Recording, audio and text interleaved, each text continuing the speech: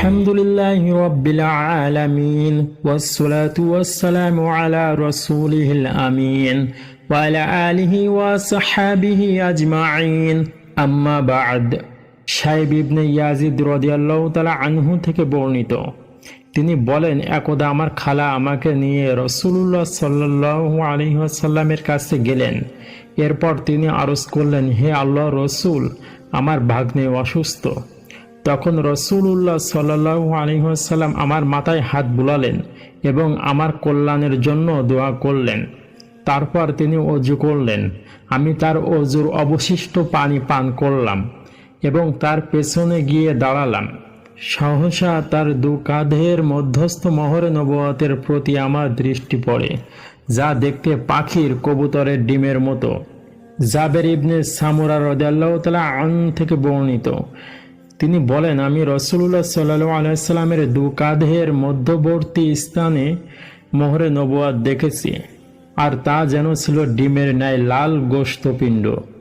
রুমাইসা রাদিয়াল্লাহু তাআলা আনহা থেকে বর্ণিত, তিনি বলেন, সাদ ইবনে মুআজ রাদিয়াল্লাহু তাআলা আনহু-এর ওফাতের দিন আমি রাসূলুল্লাহ সাল্লাল্লাহু আলাইহি ওয়াসাল্লামকে বলতে শুনেছি যে তার মৃত্যুতে রহমান আল্লাহ তাআলার আরশ কেঁপে উঠেছিল। রুমাইসা রাদিয়াল্লাহু তাআলা আনহা বলেন, রাসূলুল্লাহ সাল্লাল্লাহু আলাইহি ওয়াসাল্লাম যখন উক্তি করেন তখন আমি তার এত নিকটে ছিলাম যে ইচ্ছে করলে তার মোহরে নবুয়ত চুম্বন করতে পারতাম। আবু যায়েদ আমর বিন আক্তাব আনসারী রাদিয়াল্লাহু তাআলা আনহু থেকে বর্ণিত, তিনি বলেন, রাসূলুল্লাহ সাল্লাল্লাহু আলাইহি ওয়াসাল্লাম আমাকে বললেন, হে আবু যায়েদ, আমার কাছে এসো এবং আমার পৃষ্ঠদেশে হাত বুলাও। তখন আমি তার পিঠে হাত বুলাতে থাকলাম। এক পর্যায়ে আমার আঙ্গুলগুলো মোহরে নবুয়তের উপর লেগে গেল। বর্ণনাকারী আমর বিন আক্তাব রাদিয়াল্লাহু তাআলা আনহুকে বললেন, খাতাম মোহরে নবুয়ত কি জিনিস? তিনি বললেন, একগুচ্ছ কেশ।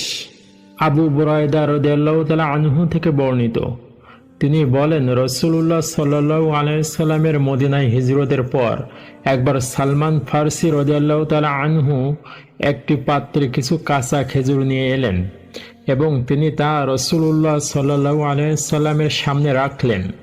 রাসূলুল্লাহ সাল্লাল্লাহু আলাইহি ওয়াসাল্লাম বললেন, হে সালমান, এগুলো কিসের খেজুর, অর্থাৎ হাদিয়া না সাদাকা? তিনি বললেন, এগুলো আপনার ও আপনার সাথীদের জন্য সাদাকা। রাসূলুল্লাহ সাল্লাল্লাহু আলাইহি ওয়াসাল্লাম বললেন, এগুলো তুলে নাও, আমরা সাদাকা খাই না। বর্ণনাকারী বলেন, অতঃপর তিনি তা তুলে নিলেন। পরের দিন তিনি অনুরূপ খেজুর নিয়ে আসলেন এবং রাসূলুল্লাহ সাল্লাল্লাহু আলাইহি ওয়াসাল্লামের সামনে পেশ করেন। তখন তিনি বললেন, সালমান, এসব কিসের খেজুর? সালমান রাদিয়াল্লাহু তাআলা আনহু বললেন, আপনার জন্য হাদিয়া। তখন রাসূলুল্লাহ সাল্লাল্লাহু আলাইহি ওয়াসাল্লাম তার সাহাবীগণকে বললেন, তোমরা হস্ত প্রসারিত করো, হাদিয়া গ্রহণ করো। এরপর সালমান রাদিয়াল্লাহু তাআলা আনহু রাসূলুল্লাহ সাল্লাল্লাহু আলাইহি ওয়াসাল্লামের পৃষ্ঠদেশে মোহরে নবুয়ত দেখতে পেলেন, অতঃপর ঈমান আনলেন। বর্ণনাকারী বলেন, সালমান রাদিয়াল্লাহু তাআলা আনহু জনৈক ইয়াহুদীর গোলাম ছিলেন।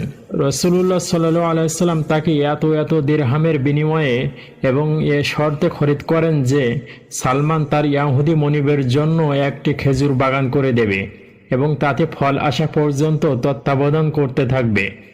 রাসূলুল্লাহ সাল্লাল্লাহু আলাইহি ওয়াসাল্লাম তার নিজ হাতে একটি চারা ছাড়া সবগুলো রোপণ করলেন এবং একটি চারা গাছ ওমর রাদিয়াল্লাহু তাআলা আনহু রোপণ করেছিলেন।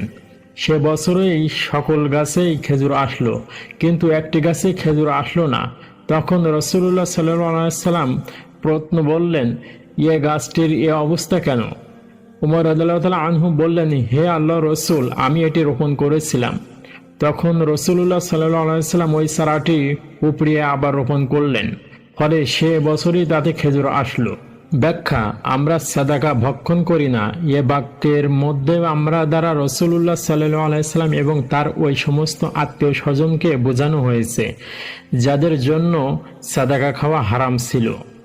আবু নজর আওয়াকি রাহিমাহুল্লাহ থেকে বর্ণিত, তিনি বলেন, আমি আবু সাঈদ খুদরি রাদিয়াল্লাহু তাআলা আনহুকে রাসূলুল্লাহ সাল্লাল্লাহু আলাইহি ওয়াসাল্লামের মোহরে নবুয়ত সম্পর্কে জিজ্ঞেস করলাম।